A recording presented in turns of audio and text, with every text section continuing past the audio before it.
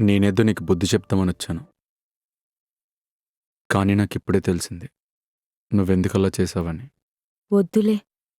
నువ్విప్పటికే నా కోసం చాలా ఖర్చు పెట్టావు. అప్పుడంటే నువ్వు నా హస్బెండ్ అనుకున్నాను. కానీ ఇప్పుడలా కాదు కదా.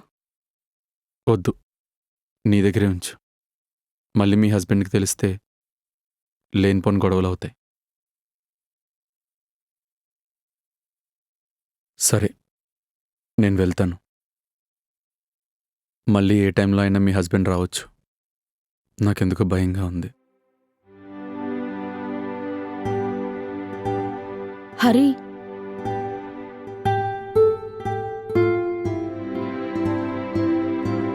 సారీ అన్నిటికీ.